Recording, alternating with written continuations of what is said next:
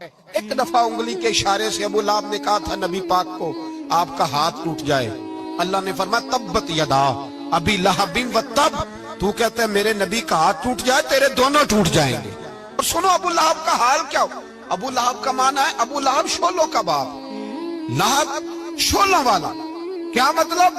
ابو لہب اتنا حسین و جمیل تھا کہ اس کے جو رخسار تھے شولوں کی طرح چمکا کرتے، اتنا خوبصورت تھا، لال سرخ رنگ تھا، خوبصورت آدمی۔ عرب میں جب غربت تھی تو اس کے گھر میں اس وقت بھی 2 اینٹیں سونے کی تھی، اتنا مالدار آدمی اور سردار تھا سارے مکے کا، لیکن نبی پاک کی بے ادبی کی۔ ہمیں پتہ ہی نہیں کہ رب دنیا میں سب سے زیادہ ناراض ہی اس سے ہے جو اس کے رسول کا بے ادب ہے، سب سے زیادہ ناراض ہی اسی سے۔ ابو لہب نہ گیا بدر کے موقع پر، ڈر گیا، کہنے لگا میں نے نہیں جانا، مکے میں رہ گیا، نہ گیا جہاد کے لیے، مسلمانوں کے خلاف نہ نکلا۔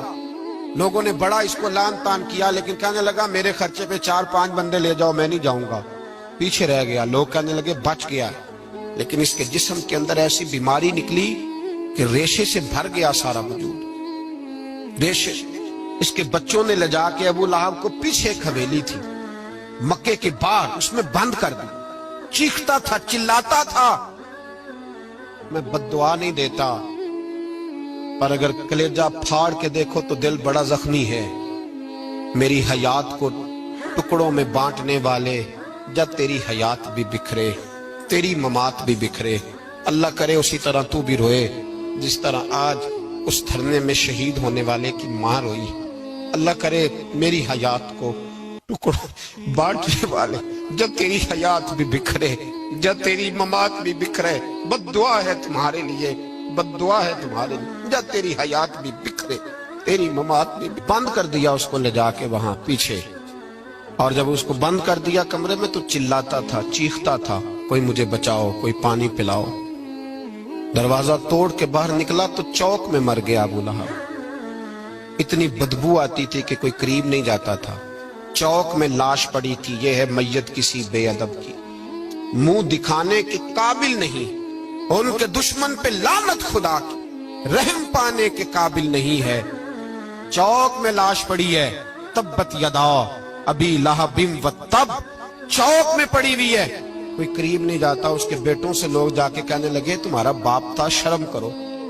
ایک ملازم کو پیسے دیے اس کے بیٹے نے، کہا گڑھا کھودو اور میرے باپ کو رسی کے ساتھ پکڑ کے اس میں پھینک دو۔ ایک گڑھا کھودا مکے کی گلی میں، اور رسی کے ساتھ پکڑ کر، رسی کے ساتھ باندھ کر اس کی ٹانگ کو گھسیٹ کر اس گڑھے میں ڈال دیا، اوپر سے مٹی ڈال دی، بدبو کا وہ ڈھیر بند کر دیا۔ ابو لہب مکے کا سردار تھا، پر جانے کہاں مردود دفن ہے۔ لیکن میانی صاحب کے قبرستان میں جاؤ، میانی صاحب کے قبرستان میں وہ علم الدین جسے اپنا نام بھی نہیں لکھنا آتا تھا، ہزاروں لوگ روزانہ اس کی قبر پہ کھڑے ہوتے ہیں اور رسول اللہ کی نعتیں سناتے ہیں۔ جا کے دیکھو تو صحیح، منظر کتنا بدل گیا۔ اور جب غازی علم دین شہید کا جنازہ اٹھا تو امیر ملت پیر جماعت علی شاہ صاحب کی چیخ نکل گئی، اور ڈاکٹر اقبال رونے لگے، اور قائد اعظم تڑپنے لگے، منتیں کرتے تھے محمد علی جناح کہ یارو تھوڑے پیچھے تو ہٹو، میرا بھی دل کرتا ہے میں بھی ذرا اسے کندھا دے لوں، ذرا پیچھے تو۔ محمد علی جناح جیسے لوگ تڑپتے تھے، اور جب قبر میں اترنے کی باری آئی تو ڈاکٹر اقبال نے ہاتھ باندھے، کہنے لگا او دوستو اقبال پہ تھوڑا رحم کھاؤ، اسے میرے ہاتھوں پہ رکھو، قبر میں اتار دیتا، اسے میرے ہاتھوں قوت عشق سے ہر پست کو کر دے، دور میں اس میں محمد سے اجالا کر دے، اور کی محمد سے فاتو نے تو ہم تیرے، یہ جہاں چیز ہے کیا لوح و قلم تیرے ہیں۔ اور اقبال کہنے لگے دیکھو میں شعر لکھتا رہا، اور یہ لوہاراں دا منڈا نمبر لے گیا۔ میرے نبی پاک صلی اللہ علیہ وسلم، ایک شخص حضور کے سامنے بیٹھا ہے تو منہ چڑھا چڑھا کے باتیں کر رہا ہے۔ کچھ لوگ نقلیں اتارتے ہیں، اور بزرگوں کی نقل اتارنا اور بزرگوں کی توہین کرنا یہ رب کو سب سے ناپسندیدہ فعل ہے۔ توہین کے انداز میں نقل اتارنا، تو کہتے ہیں منہ چڑھا چڑھا کے باتیں کر رہے تھے، میرے حبیب نے فرمایا نہ ایسے کر، بڑے میٹھے انداز، کیوں اپنے منہ کو بگاڑ رہا، نہ کر۔ کہنے لگا جی ہے ہی ایسا. حضرت ابو ہریرہ فرماتے ہیں میں قریب بیٹھا تھا, حضور مسکرا رہے ہیں, اور نہ کر ایسے. کہنے لگا جی یہ میرا منہ ہے ہی ایسا. فرماتے ہیں میں دیکھ رہا تھا حضور کے چہرے کا رنگ بدلا, آنکھوں میں جلال آیا. فرمایا اچھا جا پھر ایسا ہی ہو جائے, جا پھر ایسا ہی ہو جائے. کہتے ہیں میں نے دیکھا اس آدمی کا منہ بگڑ گیا. حضرت ابو ہریرہ فرماتے ہیں وہ رویا کرتا تھا مدینے کی گلیوں میں, اور کہتا تھا کوئی مجھے معافی لے دو, لیکن گرا جو ان کی نگاہ سے وہ سنبھل نہیں سکتا. گرا جو ان کی نگاہ سے کبھی سنبھل نہیں سکتا. کوئی ایسا کام نہ کرے, کوئی ایسا کام نہ کرے, کوئی بھی, جس سے حدیث صحیح میں موجود ہے بنی اسرائیل کے ایک شخص نے اپنی ماں سے بد دعا لی تھی, اور عابد زاہد تھا, لیکن ماں کا نافرمان تھا. تو اماں نے کہا جا مرنے سے پہلے تو آزمائش میں مبتلا ہو جائے. رب کی خفیہ تدبیر سے ڈرنا چاہیے. تو مرنے سے پہلے ایسی آزمائش میں ڈال گیا کہ ایک بری عورت نے الزام لگا دیا. لگا الزام, لیکن زمانے میں رسوائی چاروں جانب ہو گئی. تو لوگ آ کے کہتے تھے تیرے ساتھ کیا بنا؟ کہتے کچھ بھی نہیں, میری اماں نے میرے لیے بد دعا کی تھی, اس کا رنگ دیکھ رہا ہوں. کیوں میں نے ستایا اپنی ماں کو؟ توبہ کر, دعائیں لیا کریں زندگی میں. بد دعاؤں والے کام ہم تو 1 منٹ لگاتے ہیں بد دعا لینے میں, 1 منٹ لگاتے, 1 منٹ. ایک میں بزرگوں کا پڑھ رہا تھا ایک دفعہ اخبار میں, تو ان کی آنکھیں کالی ہو گئی, اندر سے کالی ہو گئی. وہ بیچارے نابینا ہو گئے. کسی نے ان سے کہا کہ ہوا کیا؟ تو کہنے لگے ایک شرارتی لڑکے نے میرے آگے کھڑے ہو کے 2-3 دفعہ ریس دی تو دھواں میرے منہ پہ پڑا, تو وہ آنکھوں کے اندر گھس گیا ہے, بڑے علاج کرائے, لیکن اس کی شرارت تھی نا. تو وہ کہتے ہیں میں تو یہی کہتا ہوں کہ اللہ کرے تجھے بھی کبھی یہ معاملہ ہو, تجھے پتا چلے. ہم نہیں باز ہی نہیں آتے, ہم کسی کو تکلیف دینے کا کوئی موقع ہاتھ سے جانے نہیں دیتے. میرے عزیزو یاد رکھو, ڈھونڈا کرو کہاں کہاں کس کس کو ستا بیٹھے, کس کس کی توہین کر بیٹھے, کہاں کہاں ہم نے لوگوں کے بد دعائیں اکٹھی کی. بد دعائیں پیچھا کرتی ہیں, جس طرح دعا پیچھا کرتی ہے بد دعا بھی پیچھا کرتی ہے. وہ پیچھے پیچھے چلتی ہے, وہ تاڑتی ہے. عتبہ نے میرے رسول پاک صلی اللہ علیہ وسلم کی بے ادبی کی. حضور علیہ السلام کے چہرہ انور پر اس نے معاذ اللہ ثم معاذ اللہ تھوکنے کی ناپاک جسارت کی. میرے حبیب نے دعا فرمائی, یا اللہ اللہم سلط علیہ قلب, اللہ اس پر درندہ مسلط کر دے. ابو لہب کا بیٹا تھا, رات کو جب سوتا تھا تو ابو لہب 2-4 بندوں کو معاوضہ دے کے کھڑا کرتا تھا کہ نیزے لے کے کھڑے ہو جاؤ, میرے بیٹے کے قریب کوئی نہ آئے. توجہ ہے آپ کی؟ نیزے لے کے کھڑے ہو جاؤ. لوگ کہتے تو انہیں نبی بھی نہیں مانتا, اور بات ہر ایک مانتا ہے, پیغمبر بھی نہیں مانتا. تو ان کے جملے کہنے لگا میں مانوں نہ مانوں بات الگ ہے, لیکن میرا تجربہ ہے, جو اس کے منہ سے نکل جاتا ہے وہ ہو جاتا ہے. جو ان کی زبان اتھر سے نکل جاتا ہے وہ. ایک سفر پہ جا رہے تھے, قیام کرنا تھا, سونا تھا, 4 پہیاں لگی چاروں جانب. تو بیچ میں ابو لہب نے اپنے بیٹے کی 4 پہی لگائی, بیچ میں. جاگ رہے ہیں آپ لوگ؟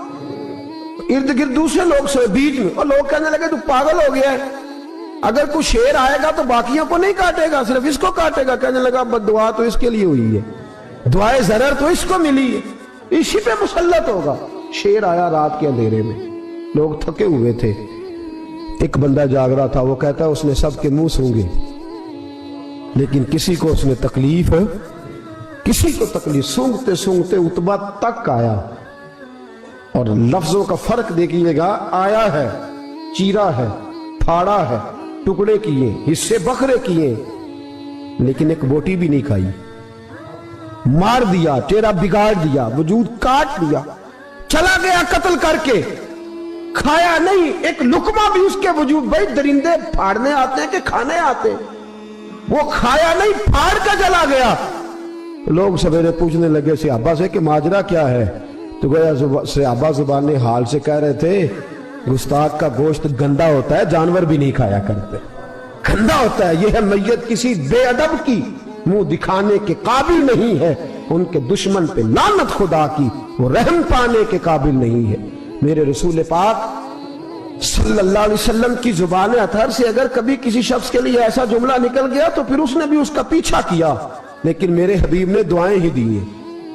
ام حرام یہ بخاری کی حدیث ہے. ایک خاتون ہے رضی اللہ تعالیٰ عنہ, وہ کہتی ہیں ایک دن نا میں نے کہا یا رسول اللہ میرا دل کرتا ہے میرے گھر آئیں. تو حضور تشریف لائے تو بڑے تھکے ہوئے, محبوب سفر تھا, تو کہتے تھکے ہوئے تشریف لائے تو حضور آ کے بیٹھے ہی تو میں نے دیکھا کہ نیند کی طرف توجہ ہے حضور کی. کہتے میں نے تکیہ پیش کیا تو میں قربان جاؤں محبوب میرے گھر میں آرام کرنے لگے. کہتی ہم سارے نظارے دینے لگے, دیکھو ہم کتنے خوش قسمت ہیں کہ ہمارے بسترے بھی نور علی نور ہو گئے, ہمارا گھر بھی چمک گیا, روشنی پھیل گئی. کہتے ہیں حضور سوئے, جب اٹھے نا تو مسکرا رہے تھے. حضور اٹھے تو اس زمانے میں کوئی تصور نہیں تھا بیڑی بیرے کا, کشتی جو سمندر میں چلتی ہے اس کا تصور ہی نہیں تھا. ابھی قریب قریب نہیں بنتی تھی وہ کشتیاں, دور دور علاقوں میں بنتی تھی, اور اگر بنتی بھی تھی تو ان میں بیٹھ کے مجاہد نہیں جاتے تھے, مجاہد خشکیوں کے رستے جایا کرتے تھے. بی بی کہتی ہے حضور اٹھے تو مسکرا رہے تھے. تو میں نے کہا حضور آپ کیوں مسکرا رہے ہیں, خیر تو ہے؟ تو نبی پاک نے فرمایا میں نے دیکھا ہے سوتے ہوئے کہ میری کچھ امت کشتیوں پر بیٹھ کے بھی کافروں کے خلاف جہاد کرے گی, دریاؤں میں بھی. اقبال نے کہا نا دشت تو دشت ہے, دریا بھی نہ چھوڑے ہم نے, بحر ظلمات میں دوڑا دیے گھوڑے ہم. کشتیوں میں بھی جہاد کرے گی, میں نے دیکھا ہے. تو کہتی ہے میں نے فٹافٹ کہا یا رسول اللہ مجھے بھی شامل کر دے ان میں. حضور مجھے بھی ان میں. حضور ذرا جلدی جلدی دیکھا جو ان کو بانٹتے, تو میں نے بھی بڑھ کے پیار سے دستے عطا کے سامنے دستے طلب بڑھا دیا. میں نے بھی آگے بڑھ کے کہا حضور تھوڑی خیر ادھر, حضور مجھے بھی شامل کر دے. کہتے پہلے ہی بوڑھی تھی. نبی پاک نے ہاتھ اٹھائے کہ یا اللہ اس کو بھی ان میں شامل کر دے. اب فرماتے ہیں سرکار کا وصال ہوا, کوئی جہاد نہیں ہوا سمندر والا. حضرت ابو بکر کے زمانے میں کوئی جہاد نہیں ہوا سمندر والا. مجھے لوگ کہتے تو نے مرنا کب ہے, میں نے کہا جب تک کشتی والا جہاد نہیں ہو جاتا, جب تک کشتی والا جو دن کو کہہ دیا دن ہے تو دن نکل آیا, جو شب کو کہہ دیا شب ہے تو رات ہو کے رہی. خدا نے ان کی زبان کو وہ اختیار دیا, جو نکلی منہ سے ان کے وہ بات ہو کے رہی. فرمایا جب تک کشتی والا جہاد نہیں ہوتا میں نے مرنا. تو پھر بابے کو کہنے دو نا عرش فرشتے بانگا ملیاں, مکے پہ گئی شور, اور بلے شاہ ایسا نہیں مرنا. گالی بکی بلے شاہ ایسا نہیں مرنا ہے, مر گیا ہی کوئی اور تبارت شاہ کدو مر دے جنہ کیتیاں نیک کمائیاں نے, بات ہی ختم کر دی. او کدو مر دے جنہ کیتیاں نیک کمائیاں نے. حضرت سلطان باہو رحمت اللہ علیہ فرماتے کامل پیر اونا دے باہو قبر جنہ دی جیوے. فرمایا میں نہیں مرتی. حضرت اسرائیل نہیں آتے, وہ چھو کے گزرے گئے. کہتے بہنیں بھی چلی گئیں, بھائی بھی چلے گئے, خامد بھی چلا گیا, بچے بھی کئی گئے, اور میں اسی حالت میں. حضرت ابو بکر صدیق کا وصال ہوا, حضرت عمر کا وصال ہوا, حضرت عثمان کا, گن رہے ہیں آپ لوگ, حضرت ابو بکر کے 2.25 سال, حضرت سیدنا عمر فاروق کے کم و بیش 10 سال, حضرت عثمان غنی کے تقریباً 11 سال. کتنا عرصہ ہو گیا؟ کہتی ہیں کوئی. پھر حضرت علی کے 4.5 سال. بی بی کہتی ہے میں ترو تازہ تندرست لوگ پہ تھے, بی بی تیرے ساتھ والے سارے چلے گئے, تو کب جائے گی؟ تو میں کہتی ساڑھے نبی دی زبان, ساڑھے واسطے قرآن, میں کیسے جاؤں, ابھی جہاد ہی نہیں ہوا. کہتے ہیں خلفائے راشدین نے پردہ کیا, حضرت امیر معاویہ کا دور آیا, اور حضرت امیر معاویہ نے قسطنطنیہ کے لیے جب مجاہد بھیجے تو سمندر کا رستہ تھا. کہتی ہیں جب سواریاں جانے لگی تو کہنے لگے کچھ بیویوں کی بھی ضرورت ہے کھانا پکانے کے لیے. کہتی ہے میں ہاتھ بھی کھڑا کرتی رہی, درود بھی پڑھتی رہی, اور محمد کی صداقت پر شکر بھی ادا کرتی رہی. کہتے ہیں میں نے ہاتھ کھڑا کیا تو مجھے کچھ لوگ کہنے لگے بی بی تو سلیکٹ ہو جائے گی, تو بوڑھی ہے. تو کہتی ہے میں نے کہا سلیکٹ ہو کیا جاؤں گی, مجھے جانے والے سلیکٹ کر کے گئے ہیں, مجھے سلیکٹ کیا گیا ہے. جنہوں نے ظاہری پردہ کیا ہے نا سلیکٹ, مجھے حضور نے دعا کر دی تھی تو نبی پاک کی دعا. فرماتی ہیں میں کشتی میں بھی بیٹھی, جہاد بھی کیا, اور جس دن وہ جہاد ختم ہوا حضرت ام حرام کا وصال ہو گیا. تو لوگوں سے پوچھتے بی بی چلی گئی, کہنے لگے ہاں مصطفیٰ کا کیا ہوا وعدہ جو پورا ہو گیا ہے, میرے محبوب نے جس کو دعا دے دی, میرے رسول کریم نے جس کے لیے دعا کر دی. دوسرا درجہ والد کا. اگرچہ رسول پاک علیہ السلام کے والد گرامی آپ کی ولادت سے قبل تشریف لے گئے تھے, لیکن میرے حبیب پاک علیہ الصلوۃ والسلام نے جناب ابو طالب کے ساتھ جو رویہ رکھا اور پھر حضرت عباس کے ساتھ جو رویہ رکھا، پتہ کیا حال تھا؟ جب رسول پاک علیہ الصلوۃ والسلام فرماتے ہیں غربت تھی تو مجھے جناب ابو طالب نے پالا، ان کی زوجہ حضرت فاطمہ بنت اسد رضی اللہ تعالیٰ عنہ جو جناب علی المرتضیٰ کی والدہ ہیں، فرماتے ہیں کہ انہوں نے میری بڑی خدمت کی، مجھے گھر میں رکھا، پیار سے رکھا۔ میرے والد اور والدہ کے وصال کے بعد، چچا کے جانے، دادا کے جانے کے بعد چچا اور چچی نے پالا اور اس گھر کو ایک مکمل ماحول فراہم کیا۔ پھر ایک وقت آیا کہ جناب ابو طالب پہ غربت آئی۔ نبی کریم صلی اللہ علیہ وسلم بکریاں چرانے جاتے تھے اور وہاں سے جو اجرت لے کے آتے تھے سیدھی لا کے چچا کی ہتھیلی پہ رکھتے تھے، چچا کی ہتھیلی پہ رکھتے اور فرماتے تھے کہ چچا آپ اپنے مصارف کے لیے اس کو خرچ کر سکتے ہیں، یہ عالم۔ اور پھر چچا نے بھی تو کمال کر دی نا، پھر اس چچا نے بھی تو کمال کر دی نا، سارے لوگ کٹھے ہو کے آ گئے نا حضرت ابو طالب کے پاس اور آ کے کہا کہ جناب اپنے بھتیجے کو منع کیجیے ورنہ ساری برادری آپ کی مخالفت کرے گی، حد ہو گئی، اب حد ہو گئی، اب ساری ان سے کہیے کہ انہیں دولت چاہیے یا عرب کی کوئی خوبصورت عورت چاہیے یا معاذ اللہ کوئی اور چیز کا مطالبہ کرتے ہیں تو ہم دینے کو تیار ہیں، لیکن ان کو کہتے ہیں کہ یا تو تبلیغ چھوڑ دے، یا ان کا یہ بھی کہنا ہے کہ جو آپ کا مطالبہ ہے آپ بتلائیں۔ حبیب پاک علیہ السلام نے فرمایا کہ اگر وہ میرے سیدھے ہاتھ پہ چاند رکھیں، دوسرے پہ سورج رکھیں، پھر بھی میں اللہ کی توحید کا اعلان کرتا ہی رہوں گا، میں تو اس دعوے سے باز نہیں آؤں گا۔ جناب ابو طالب نے کہا بھتیجے پھر میں بھی بوڑھا ہو گیا ہوں۔ توجہ ہے آپ کی؟ میری بات سمجھ میں آ رہی ہے؟ جس آدمی کا بڑا سہارا ہو نا، بڑا، وہ جب کہتا ہے نا نہیں، بندہ کی نا کچھ امیدیں وابستہ ہوتی ہیں کچھ لوگوں کے ساتھ، وہ ایک دو چار لوگوں کو کام کہتے ہیں، پھر انہیں پتا ہوتا ہے کہ فلاں آدمی سے میری امید وابستہ ہے، وہ کبھی نہیں جائے گا۔ جب ابو طالب نے کہا نا کہ میں پھر بوڑھا ہو گیا ہوں، تو اللہ کے حبیب اٹھے، حضور سید عالم صلی اللہ علیہ وسلم کی مقدس آنکھوں میں آنسو ہے، گویا حضور فرما رہے ہیں کہ چچا باپ کا الفت بھائی کی نہیں کرتا جائیداد کے تنازع میں جتنی بھتیجے اٹھ کے کرتے۔ جناب ابو طالب نے دیکھا کہ رسول پاک نے رخ پھیرا، آنکھوں میں آنسو ہے، اچھا چچا تیری مرضی، یہ لفظ کہے کہ حضور کی آنکھیں بھر آئی۔ جناب ابو طالب بوڑھے آدمی تھے، اٹھے، پیچھے دوڑے، حضور کو کندھے سے پکڑا، کھینچ کے رخ اپنی طرف کیا، سینے سے لگایا اور کہا بھتیجے جا، جو تیرے دل میں آتا ہے کر، خوشی ہو یا غم ہو، کوئی ساتھ دے نہ دے، تیرا چاچا ہمیشہ تیرا ساتھ دیتا رہے گا، جا تجھے اجازت ہے، جو تیرے دل میں ہے۔ میرے دوستو، بحیثیت ایک سربراہ خاندان کا،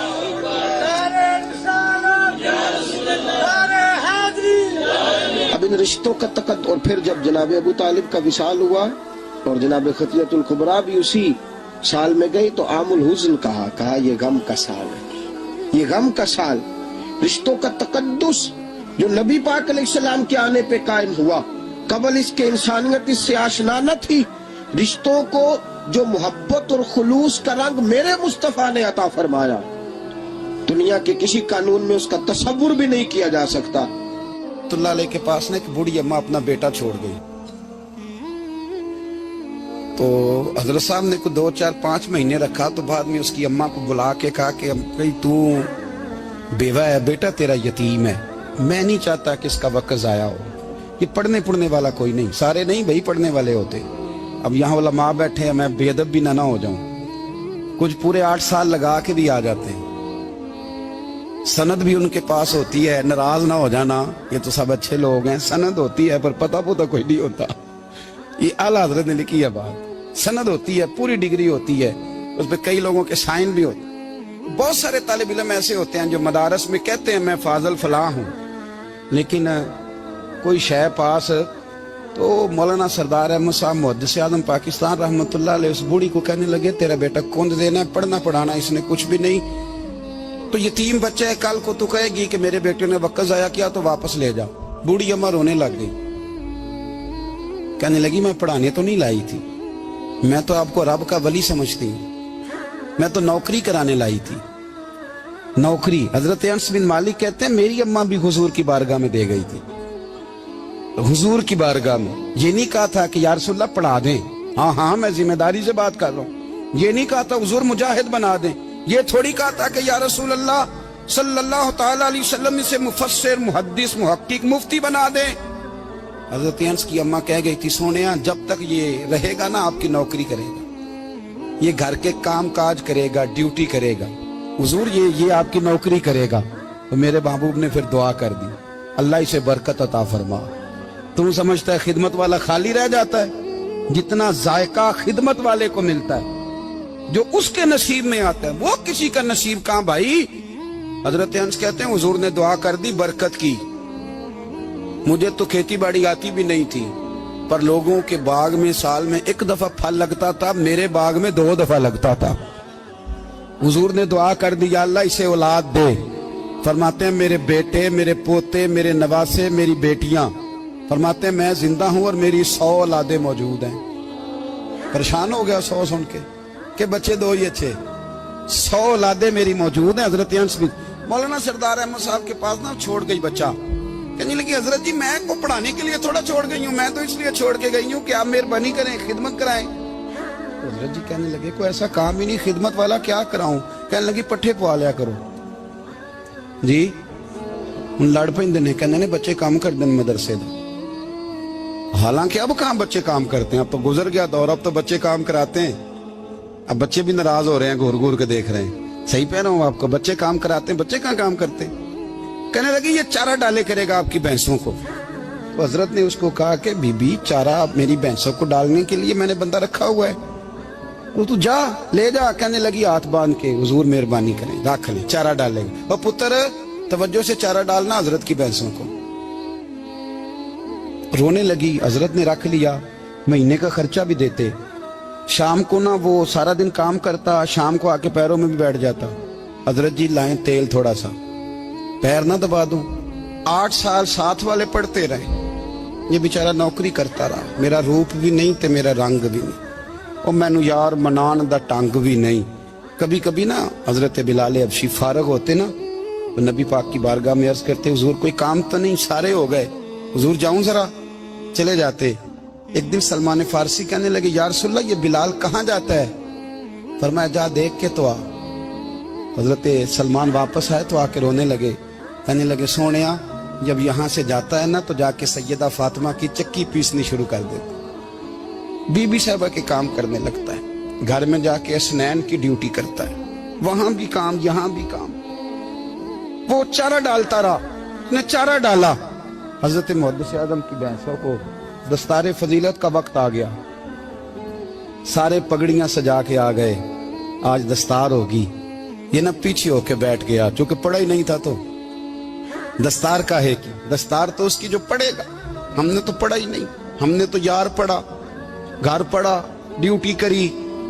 हजरत मुहद्दिस आज़म रहमतुल्लाह अलैह के यहाँ जब ऐलान होने लगा ना कि अब दस्तार होगी, तो हजरत ने पहला ऐलान उसका फरमाया।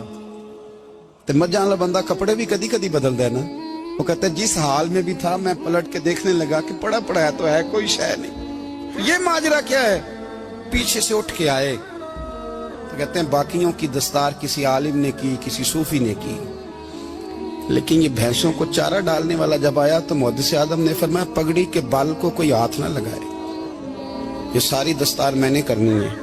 और फरमाते हैं हजरत बाल भी देते जाते थे और आंसू भी बहाते जाते थे, माथा भी चूमते थे, और फरमाते थे दस्तार के बाद चला तो नहीं जाएगा यार, मुझे तो इबादत भी नहीं रह गई, मुझे तो चाबियों को भी नहीं पता कौन सी कहाँ रहती है, जाएगा तो नहीं तू।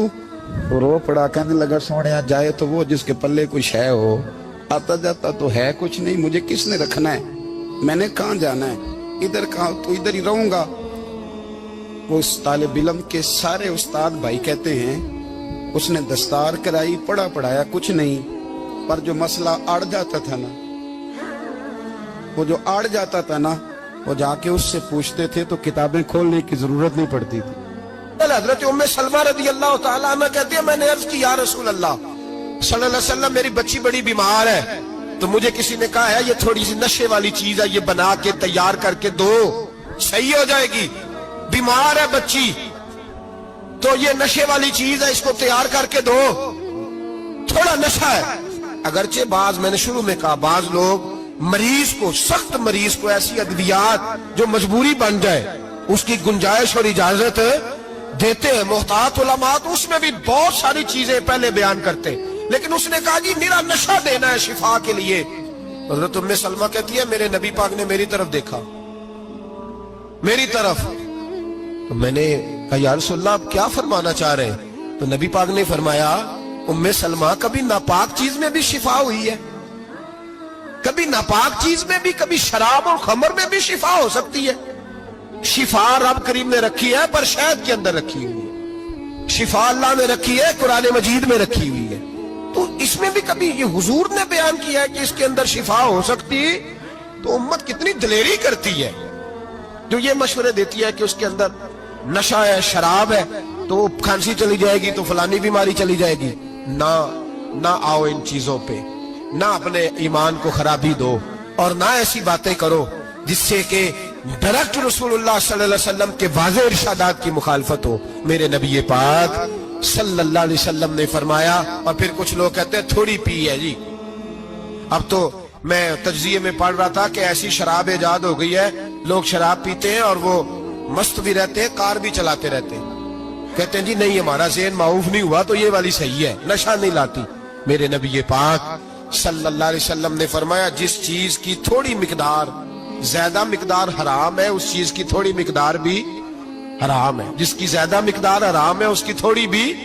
تو خمر اور شراب اگر فل پینا جائز نہیں تو تھوڑی پینا بھی جائز یہ حرام ہے اور حرام تھی اور قیامت تک حرام ہی رہے گی. میرے نبی پاک صلی اللہ علیہ وسلم نے منع کیا اور حضور نے اظہار ناپسندیدگی فرمایا. فرمایا 40 دن تو عبادت ہی قبول نہیں ہوتی شراب پینے والوں جب تک سچی توبہ نہ کرے. یہ لفظ جب ادا کرتا ہوں تو شرم سے میری زبان لڑکھڑاتی ہے کہ یار درباروں پہ بھی نشہ بکتا ہے. میں یہ بات کر رہا ہوں صوفیاء کا ترجمان درباروں پہ مزاروں پہ اور سجادہ نشینوں تمہیں زمین نگل جائے آسمان تمہیں لے اڑے تم پر قہر نازل ہو تم نے باپ دفن کر کے تو وہاں نشے کا اڈا بنا لیا ماؤں سے بیٹے چھیننے لگے ہو عورتوں کے سروں سے کپڑے چھیننے لگے ہو سہاگ مارنے لگے ہو بیٹیاں اور بیٹے یتیم کرنے لگے ہو نشہ بیچتے ہو درباروں اور مزاروں پہ. یہ تماشا لگ گیا. کیسے کروں یہ بات پر کرنی پڑ رہی ہے مجبوری ہے یہ مضمون مکمل نہیں ہو سکتا. بند کر دیں وہ دربار ہمیں نہیں چاہیے جن درباروں پہ نشہ بکتا ہے. میں ذمہ داری سے کہہ رہا ہوں بات ریکارڈ ہو رہی ہے. جوتے کی نوک پہ وہ سجادہ نشین جو امت کو ڈرگز دیتا ہے وہ سجادہ نشین کا ڈیرا نہیں وہ گند کا اڈا ہے. وہاں سے فیض نہیں مل رہا امت کی تباہی ہو رہی ہے. بتا دو پھیلا دو اس کو اعتراض کرنا کرو. میرے رسول پاک سید عالم صلی اللہ تعالی علیہ وسلم کا دین ضروری ہے. کسی پیر کی سجادگی ضروری بولیے سجادگی ضروری. بڑی ذمہ داری سے کہہ رہا ہوں اور نمائندگی کر رہا ہوں اپنی جماعت کی. نہ ہمارے بزرگوں نے کل اس کی حمایت کی تھی نہ آج کرتے ہیں نہ قیامت تک کریں گے. بند کر دے وہ دربار اور مزار. بزرگ دنیا میں یہ کام کرنے آئے تھے اور ہماری سوچ اتنی گر گئی ہے اتنے ہم کمزور ہو گئے.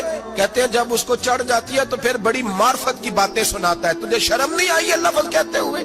اب نشئی تجھے معرفت سکھائے گا. اب تو شرابی سے بھنگی چرسی سے دین سیکھے گا. کہتے ہیں اس نے پی ہوئی تھی چڑھی ہوئی تھی وہ بات کر دی تو میرا کام بن گیا. اتنی گندی اور میلی سوچ صاحب ایمان کی ہوتی ہے تو اب نشیوں سے جا کر دعائیں کرائے گا. سن میرے نبی پاک صلی اللہ علیہ وسلم نے فرمایا جو شراب پی لے نشہ کر لے اس کی تو 40 دن تک عبادت رب قبول نہیں فرماتا. تو کہتا چڑھی ہوئی تھی تو اس نے دعا کر دی. تجھے شرم ہی نہیں آئی بات کرتے؟ حیا ہی نہیں کیا تو نے جملہ بولتے؟ یہ کوئی تصوف اور طریقت ہے؟ جاؤ اٹھا کے لے جاؤ. ایسی کوئی تصوف اور طریقت ہمیں نہیں چاہیے. ہمیں وہ والی طریقت چاہیے جس میں خدا کے قرآن کی بات ہوتی ہے اور محمد مصطفیٰ کے فرمان کی بات ہوتی ہے صلی اللہ علیہ وسلم. تو بھائی یاد رکھو یہ کوئی طریقہ نہیں.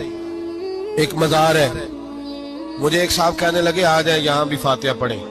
میں نے کہا یہاں کیا ہے؟ کہنے لگے تھے تو بابا جی نشہ وشا کرتے، پر اب سنا ہے لوگوں کی منتیں بڑی پوری ہوتی ہیں، مجھے جذبات بڑے کم آتے ہیں۔ میں نے اس آدمی کو گریبان سے پکڑ لیا، میں کہ ادھر ہٹ، وہ تو نشہ کرتا تھا اور تو جاتا تھا، تیری یہ کیسے طاقت ہوئی؟ تو نے مجھے مشورہ دے دیا، تو ہمیں کمزور سمجھتا ہے؟ ہم کمزور ایمان کے لوگ ہیں، اور میں یہاں تجھے کہوں گا نہیں نہیں میں یہاں نہیں جاتا، میں وہاں جاتا ہوں۔ بالکل کوئی لگی لپٹی بات نہیں، کھری بات۔ تصوف وہ، دربار وہ جہاں قرآن پڑھا جائے اور رسول اللہ کی حدیث سکھائی جائے، باقی کوئی مطلب نہیں کسی قسم کا۔ میں داتا صاحب کبھی جاؤں نا جلسہ کرنے کسی کام سے، کسی تقریب میں، تو میں داتا صاحب کے مزار پہ نہیں جاتا، میں کہتا ہوں یار یہ یرانہ نہیں کہ بندہ کسی کام آیا تھا تو فاتحہ پڑھ لو، واپس چلو، گکھڑ سے سپیشل آئیں گے داتا صاحب کے مزار پہ حاضری دینے، اور میرے سنگی گواہ ہیں کہ میں سپیشل ٹائم نکال کے بہت سارے کام چھوڑ کے سپیشل جاتا ہوں، اور میں مراد ماننے نہیں جاتا، میں داتا صاحب کا شکریہ ادا کر دے جاتا ہوں۔ میں ان سے کہتا ہوں حضور آپ کی مہربانی، آپ یہاں آئے تو ہمارے بڑے بھی رسول اللہ کے غلام بن گئے۔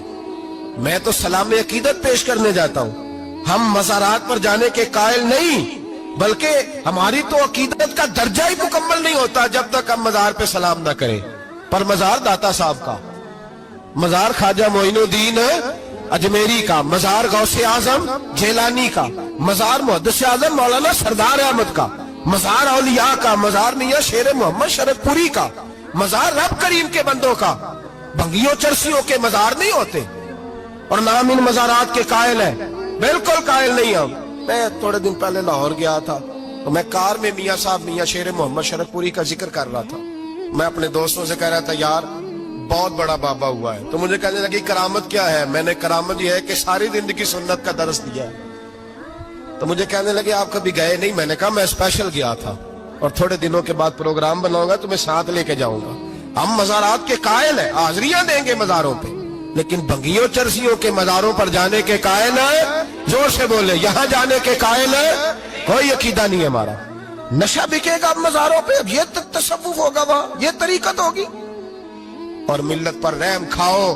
خدا را اگر تمہارے قومی ادارے کہتے ہیں رپورٹ کرنے والے کہ 70 لاکھ پاکستانی نشہ کرتا ہے، تو کیا تمہیں یہ نہیں پتا کہ نشہ بیچتا کون ہے؟ کیا تمہیں یہ نہیں پتا کہ ڈرگز کا کاروبار کون کرتا ہے؟ اگر تمہیں یہ پتا ہے تو کیا یہ خبر نہیں تمہیں کہ ان رگوں پر یہ خون اتارتا کون ہے؟ میں اپنے بزرگوں سے معذرت کے ساتھ، نشے کا آغاز، ناراض تو نہیں ہو جائیں گے بزرگ، نوجوانوں کو میں لتاڑ لیتا ہوں لیکن بزرگوں کی عزت کرنا سنت ہے، تو میں بزرگوں سے معذرت کے ساتھ یہ یوں سمجھ لیے خوگرے حمد سے تھوڑا سا گلا بھی سن لے۔ نشہ سگریٹ سے شروع ہوتا ہے، سگریٹ سے۔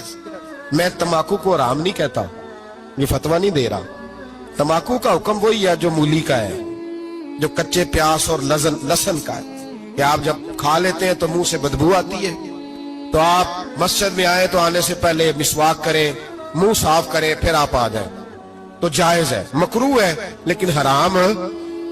لیکن تمباکو سے آگے جب حالات بڑھتے ہیں، تجزیہ نگاروں نے لکھا ہے کہ ہمارے پنجاب کے کچھ علاقوں میں اب سگریٹ سے نکال کے نا، پہلے بھی بھرتے تھے لوگ اس میں بڑا کچھ، اب پتہ ہے کہ نیا نشہ ایجاد کیا ہے، اب اس کے اندر چرس بھی بھرتے ہیں، اور چھپکلی کو مار کے سکھا کے خشک کر کے اس کو پیس کے وہ ساتھ نشے کے ملاتے ہیں، اور اس کا حال یہ ہوتا ہے کہ آدمی کو زیادہ نشہ ہوتا ہے، اور کہتے ہیں وہ اتنا گند ہے کہ وہ آدمی کسی کو دانت بھی لگائے گا تو وہ بندہ بھی بیمار ہو جائے۔